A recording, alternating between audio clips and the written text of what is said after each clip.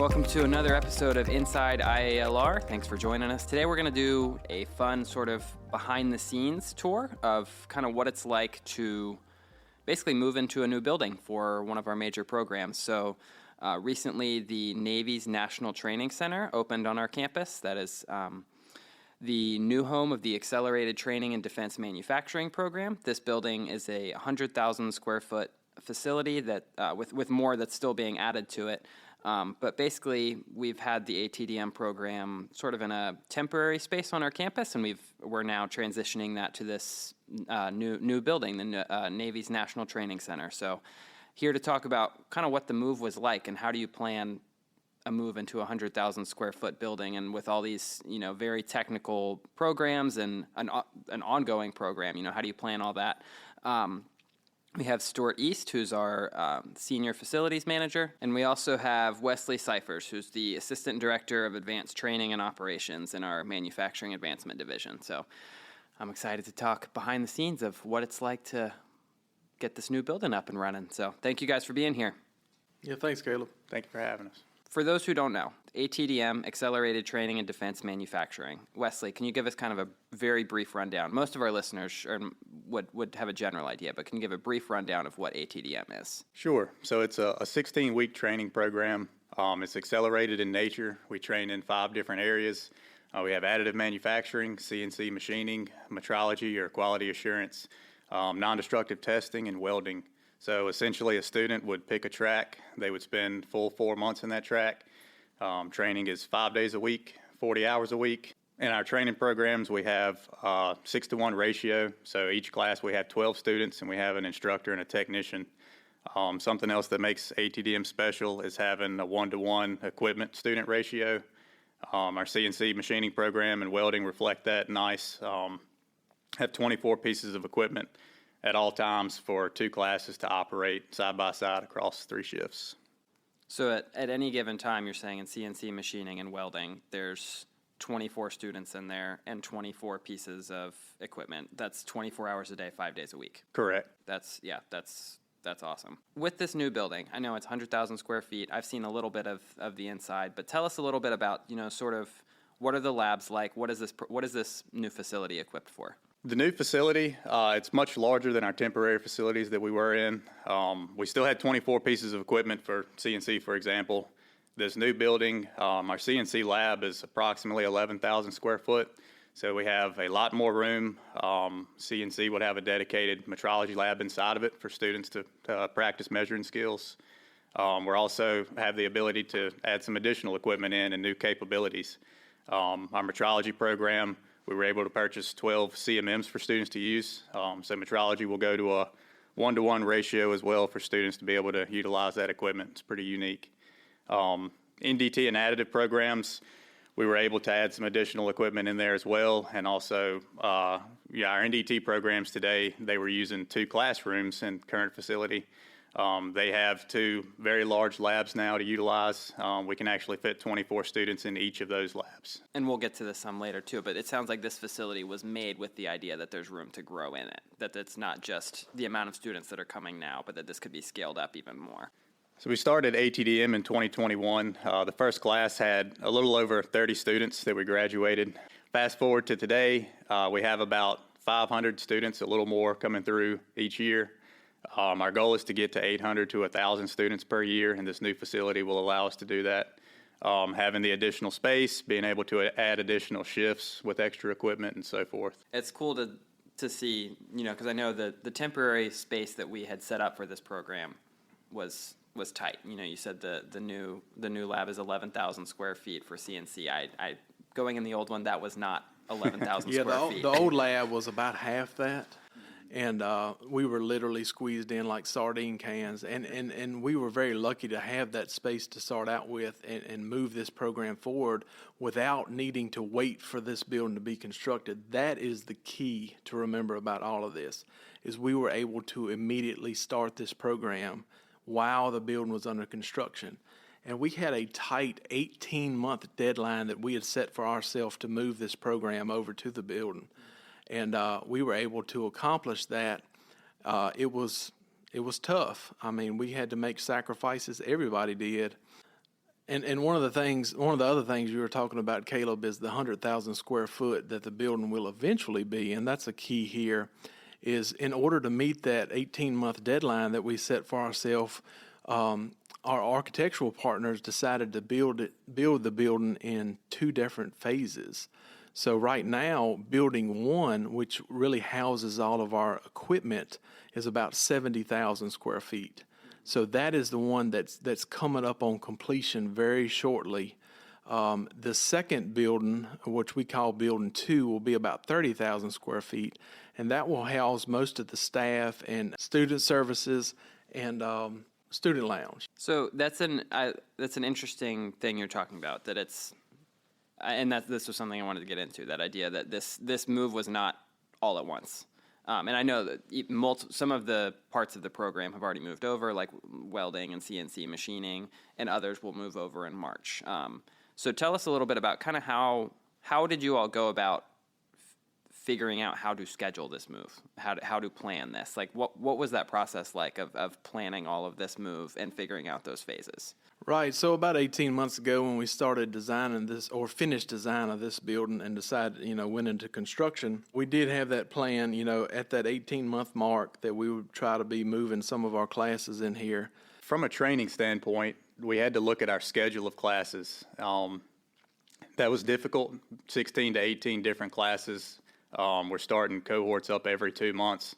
So trying to plan when we had the most downtime with the least effect on training to move this equipment over. So we found a time, it was right before Christmas. We also looked at, in our different programs, we offer certifications. They would kind of be like your end of term exams, if you will. So leading up to that, it's a couple of weeks we would spend in the classroom more so than on the machines, going over different methods, procedures, and then going through the certification process. So throughout that, depending on the area, they don't need equipment as much. So that was a good time for certain areas to move over. The rest, we just had to work with the instructional team and shift around their schedule some for how they planned training. Leading up to it, we scheduled riggers, and I'll let Stewart touch a little bit more on that. But it was all hands on deck for 2 to 3 weeks to get everyone to help out moving small equipment over while the riggers were moving our large equipment. We had quite a bit of tools, consumables, and different things that we had to move over. And also we had to schedule our external partners who work on some of our equipment and who we dealt with for quite a bit. They came in right behind our riggers and started setting the equipment up. So it was nonstop for, I would say, 6 weeks or so throughout that move. Yeah, like Wesley said, we started about 8 months ago really planning when we would move the equipment over. And at that point, we started getting partners on board. Like you said, that included riggers, electricians, people like that would actually physically move the equipment over. The tight deadline we had, like Wesley mentioned, we only had about a week to actually move this equipment. So we had every single hour of every day planned out. And of course, when it came time to make all that happen, we basically just scrapped it all and just made it happen during that week. This was the week right before the Christmas break when our campus was closed. That's correct. So that was the deadline you're up against. Yeah. Mm-hmm. So we had kind of 2 days scheduled the first part of the week to unhook equipment, have one of our partners come in and put the shipping brackets on the actual CNC machines. Once we got that put in place, the next 2 days we're physically moving the CNC machines over, and it was 24 of those, so that took some time. Ballpark, what do those weigh? Just curious. A little over 10,000 pounds apiece. Sheesh. So they would load 3 of them on a tractor trailer and secure them down and take those over. While they were setting those in the building, they would have another tractor trailer actually loading another set on and just flip-flop all day long. As one hit the ground, we would have our other partners, our electricians, come in, and they were actually wiring the equipment as soon as one hit the ground. And also we were running compressed air to those machines as well. Once they got on the ground, we had our other partners come back, take those shipping brackets off of the machines, and they would level them and do their magic where they, get them back to where the students could actually use them. Sounds like a pretty smooth process you guys figured out here. I mean, it worked, but, like I said, all of our plans that we had kind of made, we just kind of had to wing it there in the end and just make it all work. And we had a lot of internal support here at the Institute. Lots of Institute employees played a hand in this. Wesley and I are here doing this podcast, but there's a lot of people that we need to thank and for their support. Absolutely. And Stewart kind of hit the nail on the head. ATDM since day one is just get it done.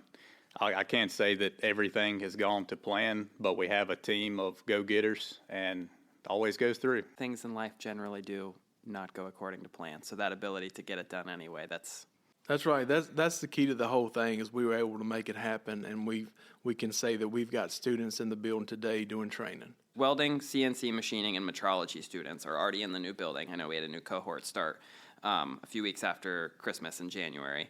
And then it'll be additive and non-destructive testing. They move over in for March. Is that correct? It'll be the last few weeks of March. And I mean, you guys have talked about things not going according to schedule, but both in the planning and then in the actual execution, what were some of the challenges that came up, and how did you guys working with other, obviously Stewart, you mentioned there's a lot of partners involved outside of IALR as well. How did you all figure out how to overcome those challenges? Yeah, the coordinating between partners is probably the most difficult piece, and well, I say that really the tight schedule and deadline was the hardest part, but just having 100 different people involved in the move to make it happen so quickly. If we had 6 months to do this, wouldn't have been a big deal at all, but we were trying to do it all in a week, and we made it happen. And it's not much exaggeration. 100 sounds insane, but when you look at, partners around equipment, rigging, software, everything, it's a lot of people that have to coordinate and come together to make it all happen. Who is the point person for this move? I'm going to say we have a few point people.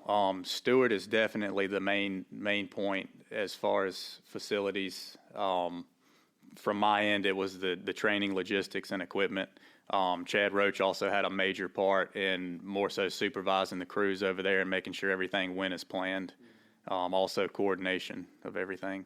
As we mentioned, those three parts of the program are already moved over there, and then additive manufacturing, non-destructive testing will move over in March. Talk about sort of why that is and kind of what's the plan for. Obviously, we got another move coming up, so what's the plans for that? Yeah, one of the biggest reasons for that was simply just not moving everything at one time. We also have a good amount of equipment and additive that has to come over. NDT, we're purchasing some new equipment, and really, logistically, it made more sense to hold those two off. We had one class that was still here. Again, we're starting up cohorts every 2 months, so one will graduate, and the existing cohort that's still there would have 2 more months, and it's a constant cycle. So it made more sense for those two classes to continue on until March. We'll have a little bit of downtime there in between cohorts for them where we can move students and what equipment we have over at that time. And that one won't be pushed up against a Christmas break where everyone's about to leave. Correct. But it will be pushed up against the next cohort starting, right, which is almost the same thing. Yeah. It's definitely still a time crunch, but I see it going smoother just for the nature of we're not going against the building deadlines and everything else all at the same time and holidays. So. Yeah, we don't have construction going on literally at the same time we're trying to do it, and we also know what to expect this time. Other staff like student support and student services, when are they supposed to be moving into this? So that goes back to the building 2 that I was discussing earlier, the 30,000 square foot building 2. That is scheduled to be done roughly next December or January of 2020. Of 2026. Right. So okay. January of 26. Okay. Mm-hmm. We have a lot of wraparound support in ATDM. The employees that tend to spend the most time with students, we're already transitioning them over now to temporary offices. So we have a student support team that they'll regularly interact with the students for job interviews, kind of checking on where they're at in classes and different things. So they're already over there now. Also, management, all the instructors, the leads for the departments and coordinators. We talked a little in the beginning about how obviously more space is helpful for this program. And Stewart, I love that point you made, that the fact that we could even create a temporary space for this program, I think speaks to flexible our campus is and how we have different spaces for different things that they might have been designed for one thing, but we can quickly flip them around and use them for something else. And that's definitely a strength of our campus, that whether it's hosting an external partner or whether it's standing up our own programs, like we have space to do different things like that.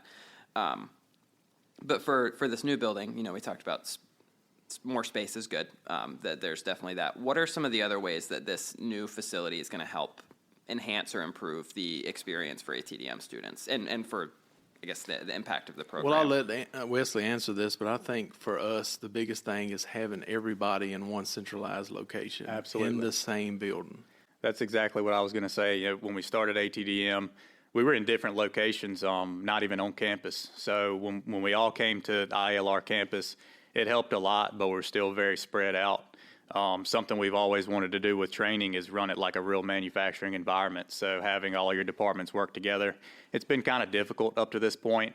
Now that we're under one roof, and there were also some designs in the new building that would better accommodate us working together as a manufacturing environment.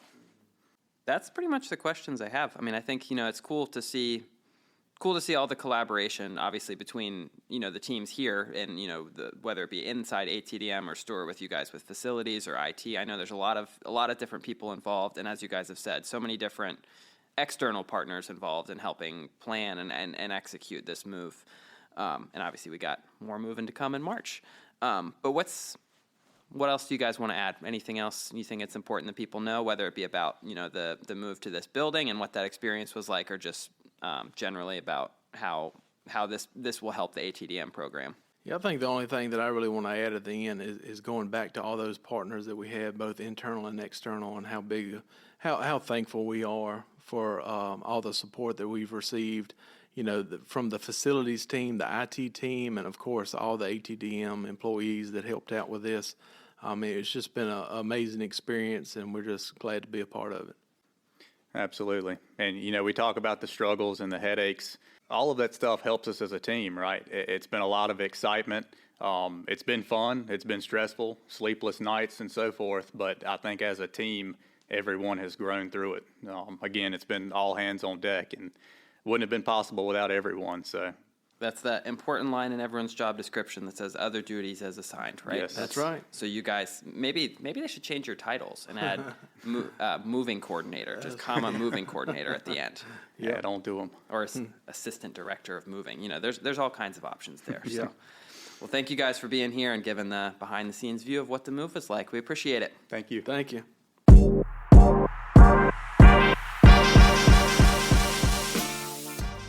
Megabytes ILR's on-site cafe features everyday favorites, convenient ordering options, and an eager staff ready to welcome and serve you. Our enticing menus offer something for everyone, from a fresh, well-stocked salad bar, wraps, sandwiches, and our rotating hot buffet offered on Tuesday, Wednesday, and Thursday.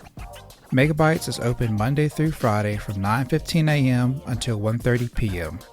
To view menus and for more information, visit ilr.org/megabytes.